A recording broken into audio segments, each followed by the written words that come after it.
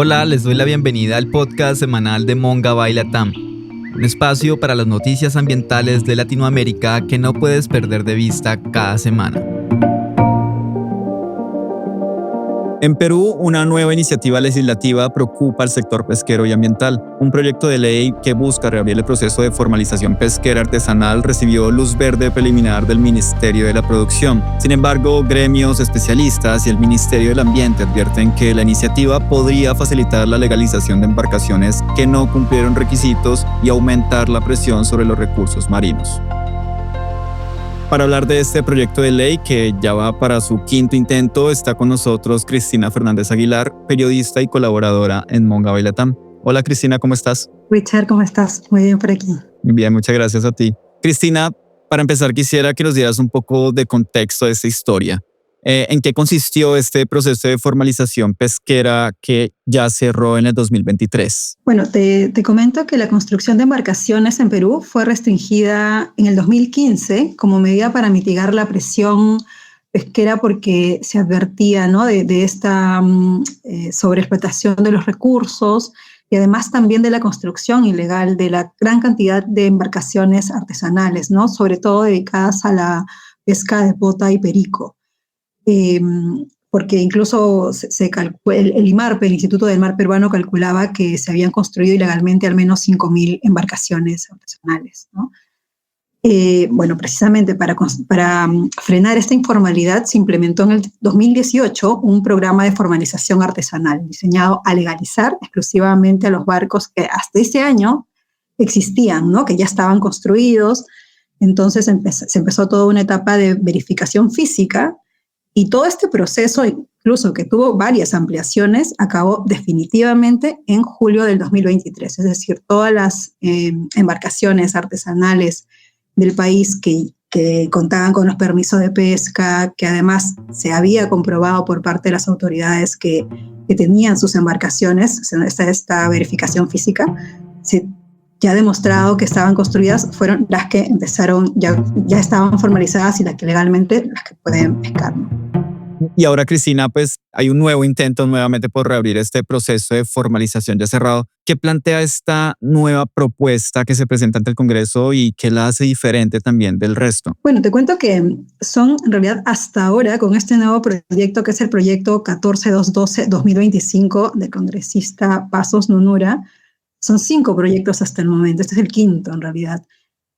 3 del congresista Nunura y otros 2 más de otros 2 congresistas que también han presentado proyectos de ley muy parecidos, que buscan la formalización de todas estas embarcaciones que no lograron formalizarse en el proceso que culminó en el 2023. Lo que lo hace diferente es que los anteriores proyectos buscaban que todas estas cerca de 2.000 embarcaciones que no habían logrado la formalización y que se presume que son ilegales, ¿no?, su mayoría, que se reabra el proceso de formalización. En pocas palabras, lo único que querían era reabrir el proceso de formalización. Pero lo que propone este nuevo proyecto es que las embarcaciones solo ingresen en caso de que las formales caduquen sus permisos, se les quite el permiso por algún u otro motivo. Es decir, entrar en reemplazo de esta embarcación. Si una embarcación dedicada a la pota de 20 toneladas, por decir un ejemplo, pierde mañana después de un proceso que se le debe seguir, que también tiene que existir toda una normativa que actualmente no existe, recién en el caso de que esta embarcación pierda su permiso, la nueva, que como te decía, se sospecha que fue construida ilegalmente, podría ingresar cumpliendo las mismas condiciones, es decir, con una misma capacidad de bodega de 20 toneladas en el ejemplo que estoy citando y dedicada exclusivamente al caso de la pota, ¿no? Ese sería el proceso y lo que hace diferente a los anteriores. Los anteriores no proponían eso, simplemente proponían la formalización o reabrir el proceso de formalización para todas, ¿no? Y es en ese sentido que la preocupación es mayor y que el Ministerio es mayor la preocupación para los gremios de pesca también y para el Ministerio del Ambiente, pero no parece ser tanto así para el Ministerio de la Producción, porque el Ministerio de Producción acaba de declarar hace unas semanas la viabilidad con observaciones. Es decir, bueno, reitera, ¿no?, que se tiene que verificar que existan unos mecanismos para verificar que exista la existencia, las dimensiones reales, a fin de evitar que que se hayan construido, que sean nuevas o que sean ilegales. No se precisa cómo se va a llegar a esto, pero es una de las observaciones que produce. Es también hace énfasis en que haya inmovilización de toda esta flota mientras todavía no existan los permisos, ¿no? Mientras todavía estén en el proceso, todas estén inmovilizadas, pero también cuenten con un monitoreo satelital, ¿no? Se les instale a todas estas embarcaciones, es otra de las observaciones que hace el PRODUCE. Además también rechaza, porque otro digamos, pedido del proyecto o que propone el nuevo proyecto es que se suspendan las interdicciones. Sin embargo, PRODUCE rechaza esto y pide que sigan existiendo interdicciones porque necesitan el control de todas las embarcaciones, a pesar de que están en embarcaciones de que no estén operando en este momento, ¿no? Van por ahí las observaciones que hace PRODUCE, que son en realidad varias observaciones, y que ya el ministro de la Producción ha declarado en medios que deberían todas ser acogidas. El mismo Ministerio de la Producción ha emitido un comunicado en el que dice que es viable en medida de que se cumpla, y es lo que se espera, pero también lo que preocupa porque hace que este proyecto avance, en cualquier momento pueda ingresar también al debate en el Congreso, ¿no? Y teniendo en cuenta que en este momento el país está con los ojos y la atención puesta en las elecciones presidenciales. Sí, Cristina, y justamente hablaba sobre las preocupaciones de otra entidad como es el Ministerio del Ambiente, pero también de los gremios de pesca, en este caso sobre el avance de este proyecto de ley. Quisiera preguntarte justamente sobre los riesgos que plantean tanto los gremios, pero también el Ministerio del Ambiente. Sí, mientras tenemos al Ministerio de la Producción declarando una viabilidad con observaciones, es decir, una luz verde a medias, tenemos al Ministerio del Ambiente que declaró la no viabilidad, como lo ha hecho con todos los anteriores proyectos. Para el Ministerio del Ambiente es claro que esta es una amenaza a la ecología, al recurso marino, un riesgo de sobrepesca, de reducción de la biomasa, porque fomentaría el incremento del esfuerzo pesquero en dos recursos que ya están sobreexplotados, que ya hace varios años se ha declarado que tanto la pota como el perico, y sobre todo la pota, porque los gremios pesqueros hacen mucho énfasis en que es el recurso que ya de por sí, como está actualmente, ya está sobreexplotado, ya ni siquiera alcanza con lo que existe en el mar para poder cumplir con las capacidades de bodegas, se da cuotas también de pesca, entonces no es suficiente lo que existe en este momento. En ese sentido es que el Ministerio del Ambiente ha hecho énfasis en que hay sobrepesca, hay un riesgo de reducción de biomasa, se daría una alteración al ecosistema marino porque debilita la capacidad del ecosistema para recuperarse, ¿no?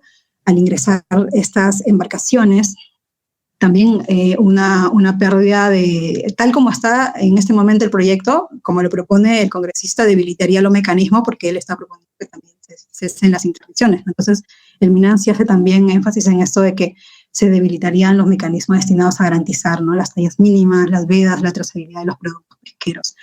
Bueno, a todo esto se suma la preocupación de los dos gremios más importantes, el gremio de la zona norte, zona pescal, y de la zona sur, macrosur, que ambos también creen que esto generaría un enfrentamiento entre los pescadores porque ellos consideran que los pescadores que han logrado su formalización han tenido que acogerse a los plazos, han invertido en sus embarcaciones, cumplieron con todo este proceso de formalización. Muchos de ellos son embarcaciones pequeñas, de 10 toneladas, 15 toneladas, y al ingresar a embarcaciones más grandes, modernas, incluso sienten también mucho de estos armadores con mayor capacidad económica, temen, ¿no? que exista como todo una persecución y un posterior enfrentamiento entre ellos, ¿no? Y esto lo que ellos también advierten y sienten por todo eso muy, muy peligroso, ¿no?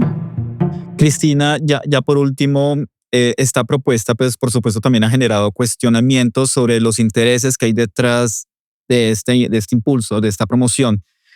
¿Qué se sabe sobre este tema y los vínculos también del congresista que le impulsa en este momento? Bueno, el congresista, que es José Bernardo Paso Nunura, es un congresista por el partido Somos Perú y es congresista por la región Piura, una de las regiones del norte del país dedicadas a la pesca, ¿no? Una de las regiones más fuertes y que dependen de la pesca en el país. Es además armador pesquero y tiene una familia que también está vinculada al sector pesquero porque son dueños de un astillero que es un lugar donde se construyen y donde se da mantenimiento a las embarcaciones pesqueras.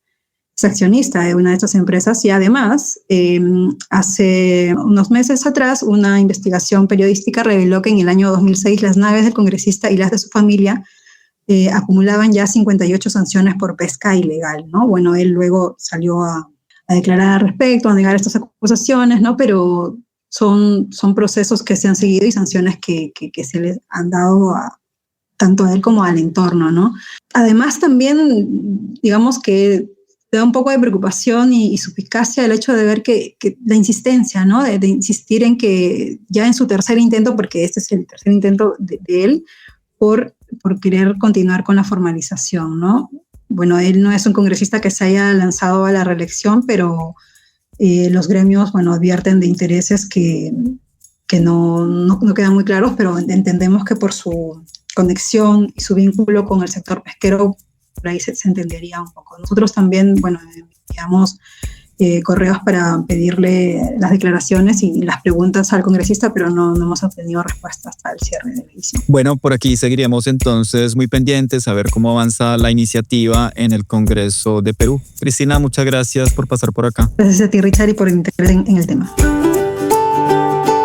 Cerramos con una invitación. En Monga Baila TAM estamos cumpliendo 10 años y vamos a celebrarlos promoviendo aún más el periodismo ambiental en América Latina. El próximo 23 de julio será nuestro Puma Fest, el primer festival latinoamericano de periodismo ambiental. Un encuentro para periodistas, docentes, estudiantes y cualquier persona interesada en la relación entre periodismo y medio ambiente. La inscripción es gratuita y la pueden hacer en nuestra página web. Les esperamos. Si te gustó este resumen y quieres conocer las historias completas, búscanos como Monga Baila TAM o envíanos un mensaje a nuestra línea de WhatsApp +57 320 872 6154 para estar al tanto de todas las noticias ambientales en Latinoamérica. Recuerda escucharnos cada semana en tu plataforma de podcast favorita. Mi nombre es Richard Romero. Hasta la semana siguiente.